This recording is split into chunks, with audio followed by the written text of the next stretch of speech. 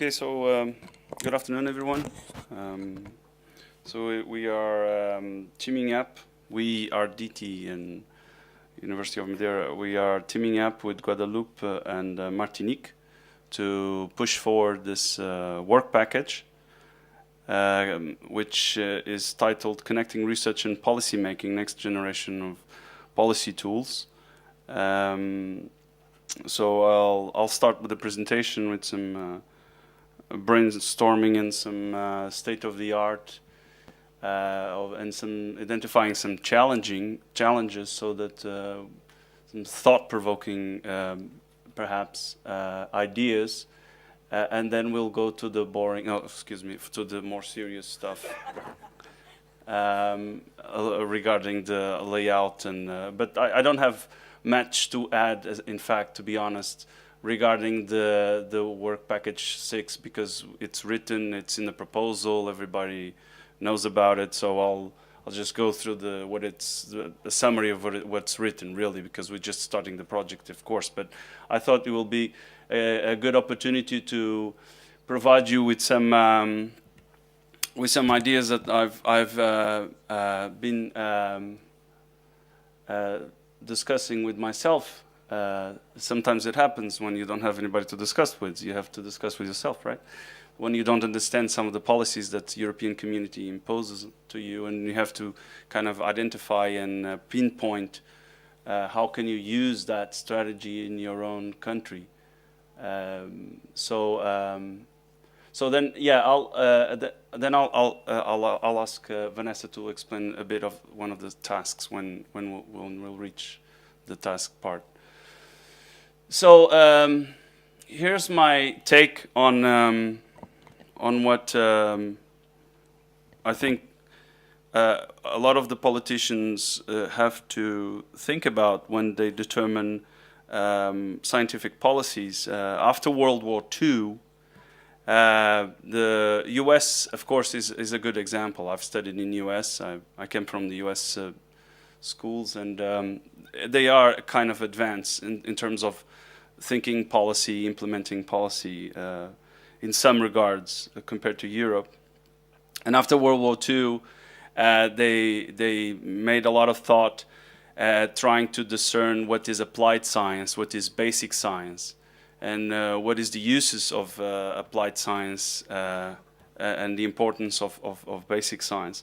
And that's when they created the National Science Foundation. So the National Science Foundation is formed in the wake of World War II in a very turbulent economic context, and it's created to precisely to facilitate this dialogue between scientists and politicians. Because I don't know if you know this, but in 1960, Ronald Reagan stood up as a California government and said we should stop giving public money to scientists that do their own thing and don't concern about the application of what they're doing, right? So and Ronald Reagan became president sometime. So there is a misunderstanding of what scientists do, okay? And sometimes it's in our responsibility to kind of explain what is applied science and why is applied science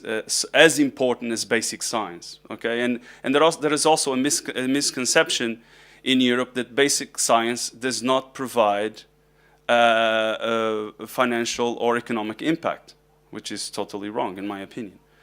So when we talk about basic science, of course, a classical example is Bohr. So this is Donald Stokes was a professor in Princeton University. He was a professor in politics and public affairs in Princeton University, and he wrote this book just before he passed away.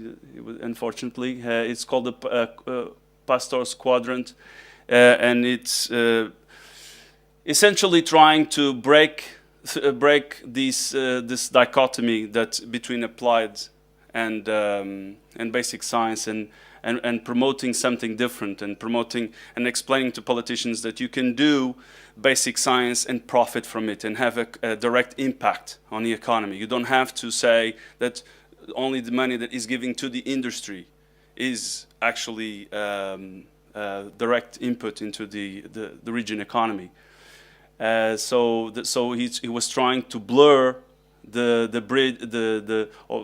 or even bridge the two. So when we talk about just to be clear, when we talk about fundamental science, we think about those physicists like myself that stay in labs and do their own equations and things, or mathematicians, and they don't talk to anyone, and they're very involved into their own research, and they have supposedly no impact to societal needs.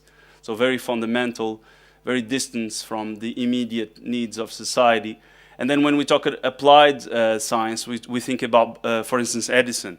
Okay, so Edison did not invent the electricity. Edison invented a way of commercializing the electricity, which is a light bulb, right? So that's why he's always referred as a successful applied scientist. And in Europe, this is so the innovation somehow is linked to this applied science. So let's put less money into fundamental science, and let's put a lot of money into this applied science. Let's fund the economy with science. Let's leave these guys alone, and let's fund these guys, because they are the ones that have a immediate impact into societal development. So it's not quite so. So this Donald Stokes proposes an alternative, which is what it's internationally known as the Pastor's quadrant, which is you can do a user-inspired science to solve user-inspired science. You can use science, fundamental science, to solve specific societal needs. Okay, and this is what Pasteur did. What Pasteur invented the alcohol, right, from the beetroot, and he solved the sterilization, and a lot of people were dying at that time. Okay, so he went back to fundamental concepts, fundamental knowledge of microbiology, right? And he used those fundamental principles, fundamental science, not applied science. He used fundamental sciences to actually stop the killing and the death of a lot of people at that time. Okay, so this is what Stokes calls the user-inspired research. Okay, and perhaps if we should ought to think about what our regions are strong for, and what kind of research do we need to solve our problems, or to solve our, or to promote our economy, instead of thinking, oh, let's put money into applied science, or let's not put money into basic science, or what not. We have to think about what are the issues, and then we think about ways of promoting those issues. So moving away from this dichotomy, applied versus fundamental, into a more Pasteur-oriented concept. And just to show you that, in fact, basic science does produce some real impact into the economy. You have here some examples. I just put together some examples that I can remember of. Herman Carr and Edward Purcell, they describe the use of the magnetic fields without even knowing that they will have strong impacts into the medical industry. For instance, the MRI, the medical diagnostics that we know now, were created because some crazy fundamental scientists, physicists in this case, studied the frequencies of nuclear magnetic fields. Then you have Maxwell equations. Marconi used Maxwell equations to invent the radio signals. So clear basic science, economical impact. Daniel Kepler from MIT used the Einstein theory of relativity to develop the atomic clock. The atomic clock is a very precise clock. And without the atomic clock, they could not synchronize the clocks of the satellites that we now use to for GPS positioning our ships, aircrafts. Nobody really lives without GPS these days. And this all came because a fundamental scientist discovery was done by developing the atomic clock. Then there is the Theodore Maiman. He constructed the first laser. We all know that laser has many uses in medicine, electronics. And then you have in the biotechnology field Francis Crick and James Watson, of course, discovered DNA, and how many treatments are available these days, and diagnostics, medical diagnostics from knowing that DNA has important information on our body. So as you can see, you cannot just say, oh, let's put money into applied science and that will have immediate impact on the economy. It's not quite so simple, and this is what Donald Stokes was trying to argue in his work, in his last work, in fact. And then you have the University of Sussex in October 2015. They did a general description of the distribution of these funds that went to basic and applied science. And you can see, for instance, USA, they invest 1/3 of the R&D funds into basic science. European Union is a bit more advanced in their policies these days compared to US. 1/3 of Horizon 2020 was invested in basic science, the RSE grants, etc. The 1/3 in the so-called applied science, and then the other third in societal challenges, which is the aging, the problem of aging, the problem of climate change. Those are the great societal challenges that European community decided that they're going to throw money at, research money at, in order to promote new solutions. So, but then you have places like Denmark that they split more or less in half their funds, or China and India that they put more money into applied science. So I just wanted to throw out the thought that we don't have to think about applied or basic science. We have to think about what are the actual subjects and issues that we want to research, and that the regions are, let's say, promote the best, and then we'll have to find ways of researching them, whether it's applied or... I don't think innovation can be done just by throwing money into industry, for instance, but this is just a belief based on Donald Stokes' work. So another myth that is out there is that this approach is not profitable. It cannot generate money, and this is a study done by a company, international company, Mayo, and they showed that, in fact, working in this Pasteur quadrant provided patents that was cited more and had a higher value than the ones that were only focused on the applied science aspect. Okay, so you can have an immediate, almost immediate return into the economy if you do the right, if you think about the right questions and you try to solve them with the appropriate science and research. So and there is money there, and there is economic value associated with it. Okay. So just another thought from a paper from Michel and somebody that talked about policy entrepreneurship and policy change. And of course, when research is concerned, of course, there are several options. What researchers do to convince politicians the importance of research. We can, of course, do what's not an option, which is do nothing. Of course, that's not an option. We can work on dissemination, but dissemination is not enough.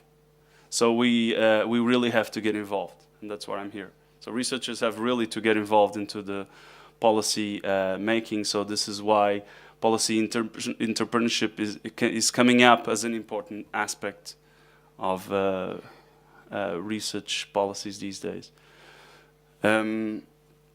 So something to be, another important document that Lucio has revised thoroughly while preparing this presentation is this done by Diane Stone and colleagues that they talked about bridging research and policy.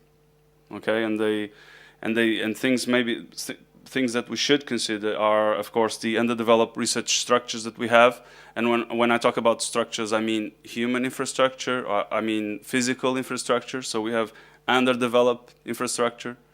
We have to think about that ineffective communication. So we have to improve our communication strategy, and that is somewhat already foreseen in the proposal in this project. We have somewhat a disconnection from our social tissue. So we need new approaches and strategies to convince our society that investing into research is a good thing. It has a return in the economy. It's good for them. It's important for the society. So there's some work to do there. And we also need to consider this long-term perspective, which is the fact that you have these 4 to 5 year electoral cycles, which is not compatible with some of the research policies that we need to implement. Okay, so this is a serious issue because great things, more often than not, great things do not happen in 4 to 5 year cycles. So you need to invest thoroughly, especially in research. You need to invest consistently in order to come up with real impacts, or with substantial impacts.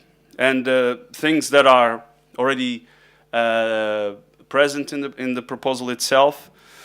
So issues to be addressed by this work package, we need to facilitate the dialogue between the community, policymakers, regional, national, and at the EU level.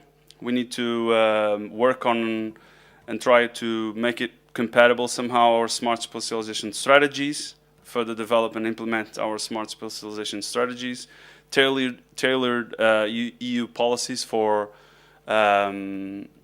outmost regions, fine-tuning regional policies in the coming years. Maybe we can recommend what kind of fine-tuning and policies we should adopt in order to promote research excellence, and produce these policy recommendations and develop and tackle all the gaps, some of the gaps and challenges in future framework programs. That's why I was asking about Horizon 2020. I think this project is it's coming in too late for tackling these limitations as far as Horizon 2020, but I think there are common threads in these frameworks, and if we address them, I'm sure we'll become more competitive in future programs. And this is, everybody has seen this. This is just to emphasize that WP6 is very much connected with WP2. We need diagnostics in order to understand where each region is, where we are, and in order to determine what kind of policies and recommendations we should do. So it's very much connected with WP2 and the results from WP3 and WP4. And of course, this will have no effect if we don't disseminate and communicate. Okay, so we need somehow to be well intertwined with all the work packages in the actual proposal, I believe. So this is when I ask Vanessa to jump in about task 6.1.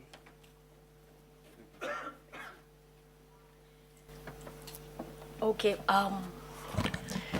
Regarding task 6.1, which is mainly focused on smart specialization strategy, the implementation, and how to improve them, and also for the next generation of smart specialization strategy.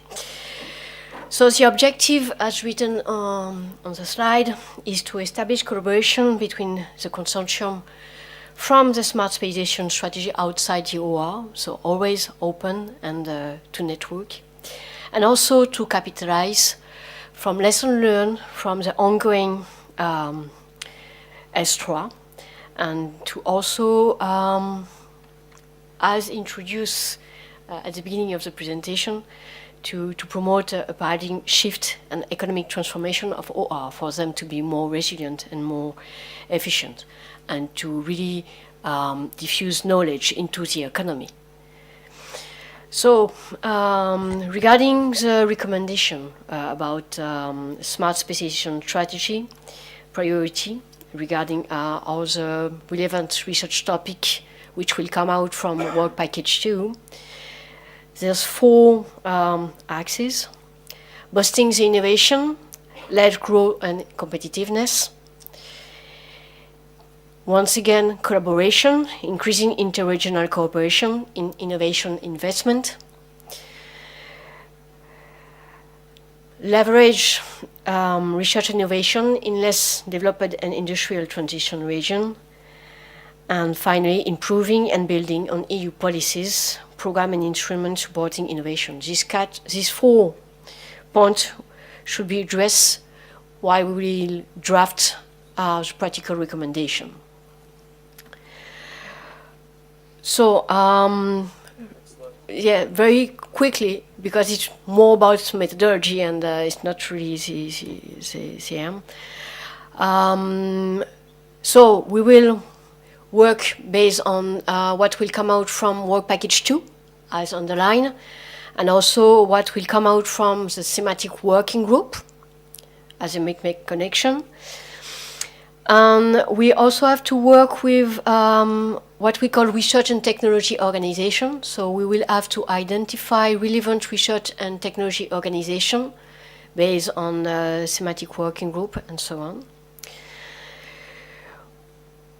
There's also some output will have to benefit from the OR ESTRA network. All of this will help us to identify improvement to be made in the implementation of smart specialization strategy, because one of the critiques was the thematic were too broad, and the idea at the beginning of ESTRA was to be focused, and it was one point, and also about the governance, and also the metrics, and so on. So all this work will help us to draft an implementation, an improvement working program, and also based on the exchange to make some practical recommendation, and those practical recommendations will be at the EU level, at the local government level, and also at the research and innovation community level, all to be more efficient and to implement efficient smart specialization strategy. That's it. If you want to continue, because it's almost the same.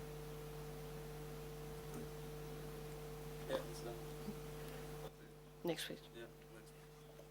All right. Yeah. This is just sure. Thank you, Vanessa. Just providing the main points on the on what it's written in the proposal. Basically, so you have in 6.2 we should produce tailored policy recommendations and try to influence new and future EU policies. So recommendations, development of common strategies. For instance, we have in Madeira, Canaries, and the Azores, we have this project called the RES3 Net, whereby we try to study and make it compatible our smart specialization strategies between the Macaronesian island regions, Madeira, Azores, and Canaries. So this is trying to develop that common Macaronesian strategy, for instance. This is already, and of course, enabling the participation in broader consortiums and agreements, such as the Galway Atlantic Ocean Cooperation, which is a cooperation between Europe, Canada, and US.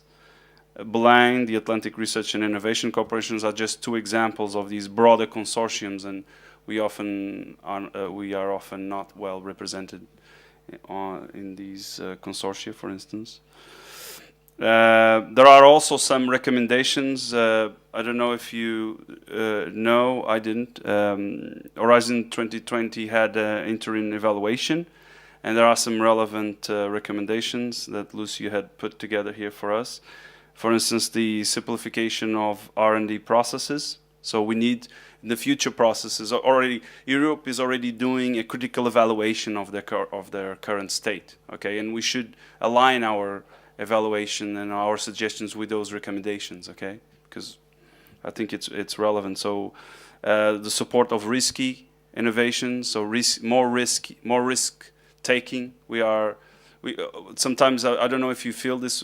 We participate in a few Horizon 2020 proposals, and it's like when you do a proposal, it's like the proposal, the research has to be almost done in order to be approved, you know? It's like, okay, but we're gonna do this too. No, it's almost, they have to have guarantees that it's gonna work, no risk taking, you know what I mean? And there is some risk taking that is necessary, more risk taking.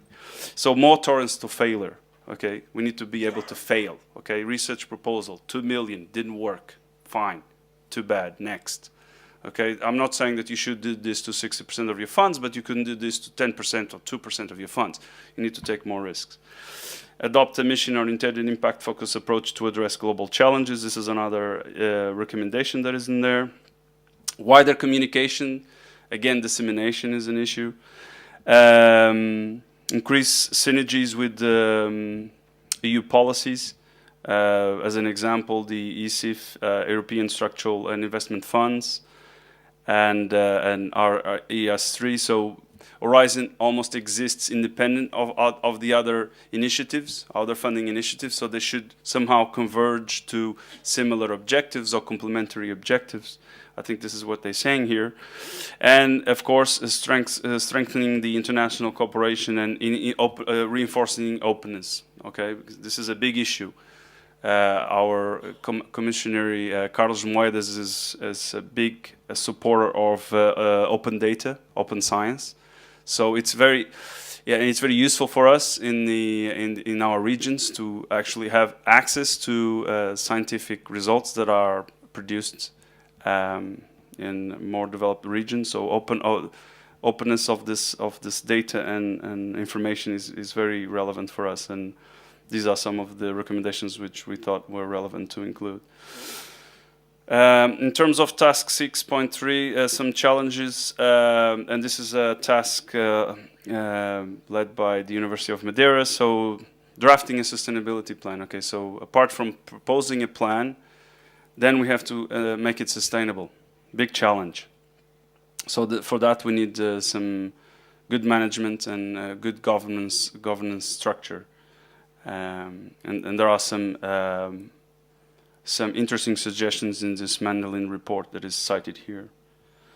For 6.4, task 6.4, it's led by Martinique. This is, of course, the importance of the dialogue between the research and community and the policy makers at different levels, regional, national, and European Union level. And as an example, for instance, you have these events, Science Meets Governments and Parliaments. You know, take scientists to the parliaments and have or promote sessions so that politicians understand the importance of their research, even if it's basic. Okay, they can have impacts in the economy. Try them to explain them in simple matters. It's not. It's very easy for us researchers to look at politicians and blame them for not understanding our point of view, but we have to make an effort to convince them as well. So it's a two-way street, right? So that's why we do nothing is not an option. So help define future regional policies. It's also part of 6.4, and for that we need the work from WP2. We need to understand the needs of each region. We need to promote collaboration, organize common initiatives. The platform, some platform with information about the different regions, about the researchers, a list of researchers, a list of activities, a list of projects, a list of funds that are currently available in each region or being used. And of course, accessibility and valorization of the research results is also an important aspect. Deliverables, we have 4 deliverables. And a lot of them in month 36. It's going to be a lot of work in month 36. I'll tell you. It's going to be good. So recommendations for future strategies, guidelines and recommendations. Maybe we can convince the European Union to stop thinking about basic and applied and start thinking Pasteur, for instance. I don't know.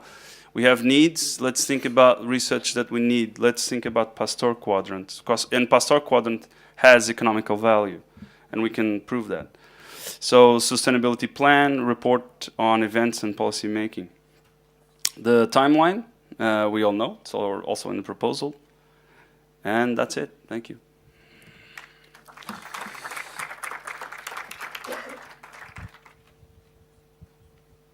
Thank you very much for the presentation. With respect to the influence, I mean, how to influence Horizon Europe definition and so far, I agree with you.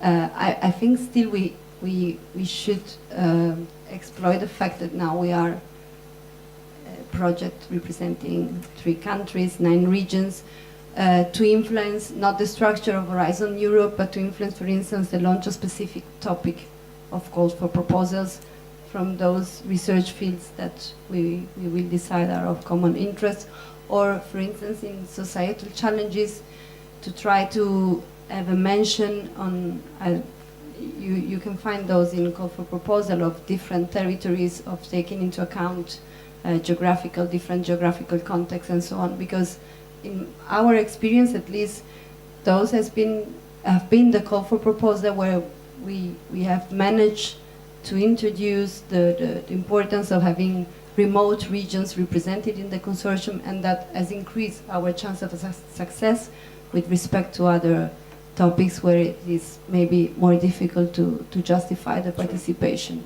So I think in that sense, finally we might really knock at the door of some policy project office or policy office and say, okay, but if you are launching a call for proposal on this topic, please take into consideration the fact that maybe, I don't know, I'm thinking of specific issue like risk management in disaster or so on, or climate change or other. Yeah, but yeah. The thing about the Horizon 2020 proposals, as far as I understand, is that it's very much dependent on the contacts, the personal contacts, and the leader of the project. In the end of the day, what he wants is that the person that is on the other side of the line, or the different partners, deliver on time what they said they're going to deliver. So building trust, and this is why I think it's very important for us to understand what is research excellence, you know, and what are the expectations of these big institutions, because they have different time frames and different conditions to execute those time frames, and it's and if we don't give them the reliability that they are expecting, it's hard to just impose ourselves on them and say, oh, we need the opportunity. Yeah, but we need to kind of understand. So perhaps by defining the appropriate thematic areas and making joint ventures so that it's almost impossible for the projects or the proposals not to include us. For instance, if they're going to, as an example, Atlas, it's ocean observatory. It's a huge 19 I think around 19 million euros that they were throwing at this Atlantic observatory, where Canaries is part of, Azores is part of, we are not part of. And we knocked on the door and we said, hey, we are Madeira, we are an island, we want to be part of. And they said, oh, we don't know you, go away. And what you see, they need trust. They need to say, okay, this person or this group will deliver by this date. And they knew that Plocan would. They knew that the people, but they didn't know us, so they didn't say it. So perhaps if we choose the right themes, then they will. Then we increase our possibility of being included. Sure. I think it is important to mention that most of you know it, some of you know it, but there is an important group which is called, Vanessa is there, the Comité de Suivi. So she's not there, but in any case, I mean, there are people in Brussels at the different regional government who are trying to constantly make this connection with policymakers, maybe not directly with research, but this call for proposal has been really the result of this lobbying activity from this Comité du Suivi. So they managed to get a call dedicated for us. I saw that they recently managed to get, I don't know, you call it in English, parliamentary question. So they submitted a question at the European Parliament asking for if there will be a continuation of this type of calls for proposals. So in this sense, we have already a kind of structure which can support this connection with policy making, and we should exploit it.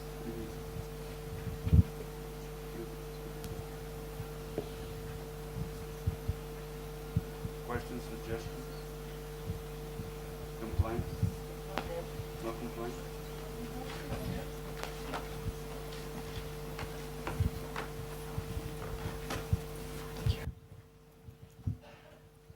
I have a question about the advisory board, because I think one of the key conditions for success for WP6 is the connection to policymakers. And I was wondering whether you had some names in mind that could join the advisory board, or at least if you have thought about this, and how we could really connect these people.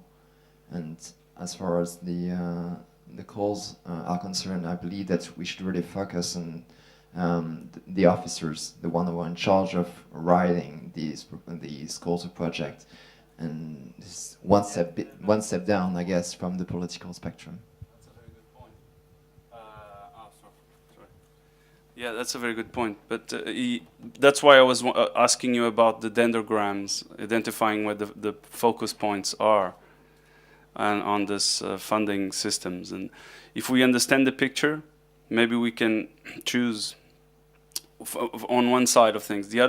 On the other side, maybe if we also define, we need to define each region role and the themes that we want to promote, and perhaps we can include relevant people from these networks that are important for these themes. Because, for instance, if nanotechnology is not an important issue for any of the regions, if we're going to promote a big guru in nanotechnology that is attracting a lot of funds to our advisory boards, perhaps is not most. So I think we need a bit more information, I would say.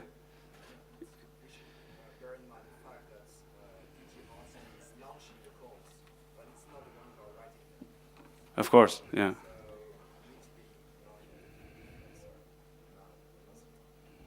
Yeah. Supposedly the network, the more successful networks are the ones defining the calls, right? For sure. Yeah, so that's why we need to have the policy officers from the different directions who are in line with the subject and the fields we're exploring to maximize the success. If we take them on board, then I guess we'll have some dedicated calls without asking the Commission or the Parliament or the Council for a specific treatment of our regions. Of course, yeah, that's more very effective. Important. Yeah.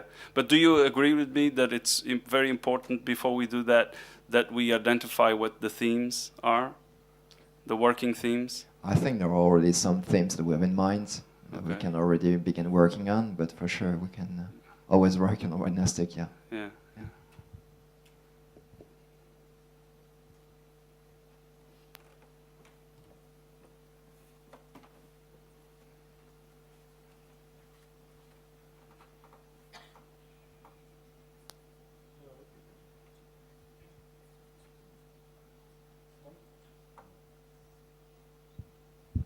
Okay. So I have a suggestion, and it is we are doing, in order to properly connect policy making with research, we have a very significant contribution from the ERDF fund, and this is it is up to the management, the managing authorities in each region to establish some additional rules. And these rules are getting suffocating. And I mean, in particular, especially suffocating the Interreg MAC program, that it is important for us, and the first goal, as you know, it is for research and development. But even, at regional level, some other regional programs. So the essential problem is that each authority tries to have a buffer, so to protect themselves from a correction, a potential financial correction from Brussels. So somehow, we need to understand that we have to share risks, everyone along the chain has to share some risk, because if there's no risk, obviously nothing moves. You don't have the financial correction risk, but we are actually preventing research from being carried out. So my suggestion is that that this is dealt specifically in the project somehow, because this is a very important source of funding for all of us.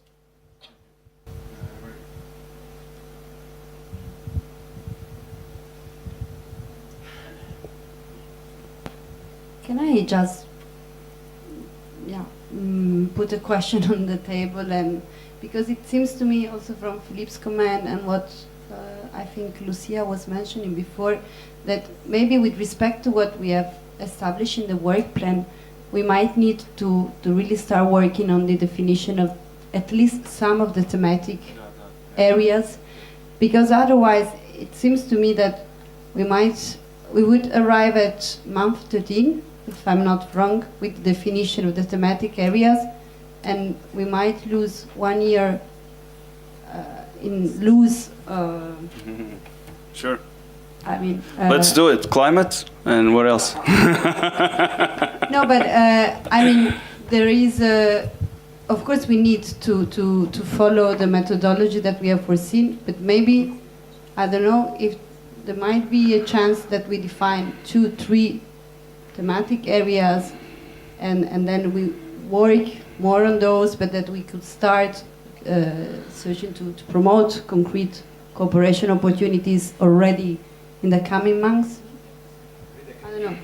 It's a really open question for discussion since we are here. Just to react, as mentioned this morning, since month 3, we should have some output from the diagnosis. So I do understand the need to start early, because 3 years for the project will go very fast, and we should foster collaboration already. But I think, nevertheless, we should try to have some more information to confirm, or the more we'll have a moment we have to come back to our policymakers. We should give them some concrete input, say, okay, we make those choice because we have this kind of information. And I think regarding the calendar presented by Philip this morning, around month 3, month 4, we will have some results really interesting to really agree on some 4 or 5 working group. Yeah, I mean, if I may suggest, as a starting point, we can start to share our smart specialization strategies or any documents that are relevant that define research policies in each region in a common cloud, and people can start learning about each other and trying to define, okay, those people are interested in meteorology and risk assessment for floods or storming or this, then those are interested in marine robotics, and those are interested in aquaculture and marine technology and so on and so forth. Tropical disease, for instance, tropical vector. So if we all share strategic documents in a common cloud, and we start actually reading, some of us reading each other's history and proposals, maybe we can already identify some of those themes and propose those or explore those further. In a mapping tool, we'll notice that the first part of the document is dedicated to RIS3 strategies. So the idea was basically to map the different actions, and being horizontal actions or the actions that are related to the field of excellence, the field of interest of different regions. Mm-hmm. It's pretty precise. We try to go to a very grounded kind of actions, of thematics. So if all regions all agree to fill this template very rapidly, and we could there you go. We have a pretty rapidly, like in maybe 2 weeks or so. Sure. As a document that will be. And it's a 20-page document you need to be filled? No, it's well, it's an Excel template, so you go as long as you want. That's wrong with it. But I don't know if all of our regions do have an English version of their RIS3 strategy, for instance. I'm Right. sorry, I don't read Portuguese. Okay, I no would problem. love to, but Yeah. I don't know. Do you have like an English version of your RIS3? No, we can fill in. I don't think. Otherwise, a template would be kind of easy to Yeah, just we'll fill. fill. Okay, cool. Yeah, we fill in. We fill in English. This is already on the work line. It's already like it's been analyzed.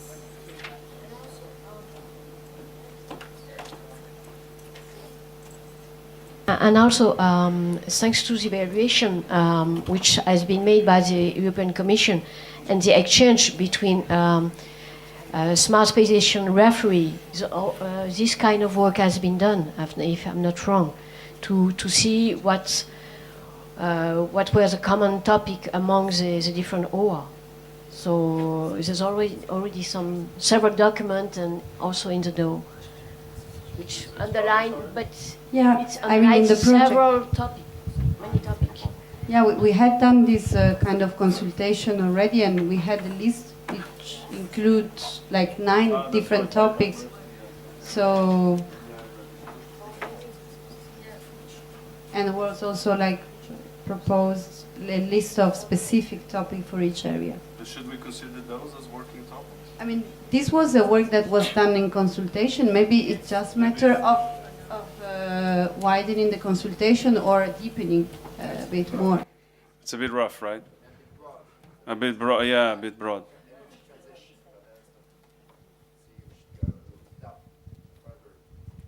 Yeah.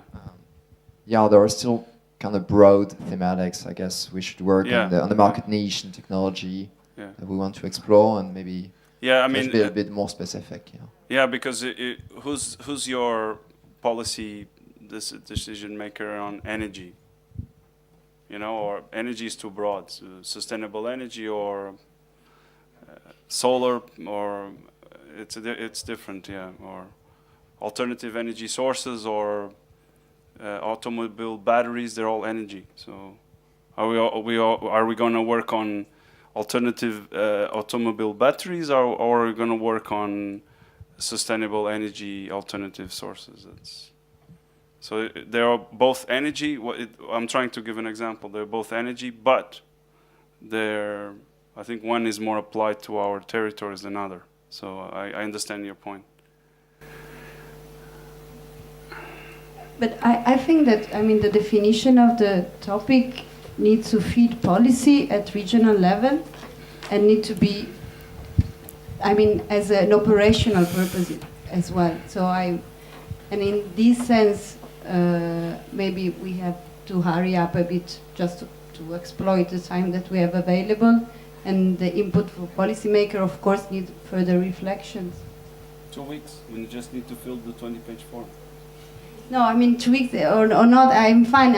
I'm just starting already thinking of like internal deadlines of things that we will need to prioritize, and so that we can start then working on the aim of the project is that we get more projects basically and we collaborate more. So I have a question relating to what is our objective in this project towards policy. It is to be competitive with big research institutes in the horizon, or make them to launch codes which are more our size. I mean, because for us it's very competitive to I don't know, to compete with a CSIC or with an IFREMER, unless we go with them.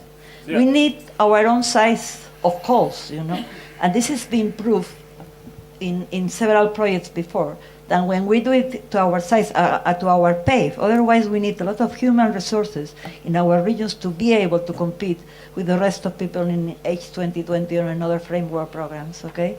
So we really need, from my point of view, to make them understand that we cannot be in the same, you know, in the same place. We need to have a specific, because we are regions, we are not countries, okay? And we have to compete with countries. So this is difficult, and it's the need of a lot of human resources. So I think we need maybe to do a bit of lobbying in this way. Mm-hmm. But don't you think there are themes that maybe if we join forces we can be eligible to participate on? We can be. The other thing is, can you compete with, I don't know, Framer, CSIC, you know, big nationals? No, no, of course not. No, It's a question of number of people. yeah, not only, but yeah. You go with them, you can. Yeah, if you go with them, yeah. But at least make them aware of the potential of implementing certain projects on outmost regions, for instance. Yes, I think either you attract them to go with you, and then you have to follow the same rhythm, which is not easy. Yeah. No, that's... Which much fewer amount of human resources. Of course, yeah, I understand. Or you make them understand that we cannot follow the same, you know, the same level in the sense of we need some time. The same as when you enter in the commission, they give you some time until you have the right roads to you know. They need to give us some time to go and get leverage to it. Because we cannot go like that. We need some time. Yeah.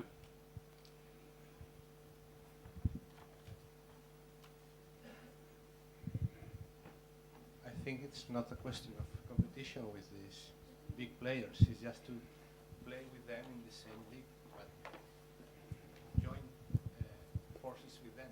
Sure. So Yeah, the thing... The question of the project is to make big consortia, including the regions, but with the people that is playing this league. Yeah, but we need to find justifications why it's important to include us, right? That's I think this is one important output of this project is how is the network